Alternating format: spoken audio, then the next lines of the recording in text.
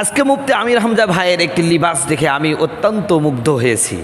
মাথায় কি সুন্দর পাগড়ি, গায়ে জুব্বা, দেখে চেহারার মধ্যে একটা নূর নূর ভাব হচ্ছে। আমরা তো এমনই চাই, কারণ তার কণ্ঠকে গোটা বিশ্বময় যেমন কবুল করেছেন, গোটা বিশ্বের অসংখ্য মানুষ তার ভক্ত আছে, তাকে অনুসরণ করে, অসংখ্য যুবক তাকে অনুসরণ করে। ভাইরা, যেই ব্যক্তির ওয়াজ শুনবো, যাকে অনুসরণ করব, তার আমলটা যদি আরও ভালো হয়, তাহলে তাকে অনুসরণ করতে আরও ভালো হবে, তার গ্রহণযোগ্যতা বাড়বে এবং আমাদের কাছেও তার মর্যাদা আরও বেড়ে যাবে। কথা বলুন ঠিক কিনা? অনেকেই বলে আপনারা খালি দেখি আমল নিয়ে পড়ে আছেন, জুব্বা টুপির মধ্যে ইসলাম খুঁজতেছেন। ভাই, জুব্বা টুপির মধ্যেই তো ইসলাম খুঁজতে হবে, কারণ জুব্বা টুপি কার আদর্শ? আমার রসুলের আদর্শ। জুব্বা টুপি কার লিবাস? আমার রসুলের লিবাস।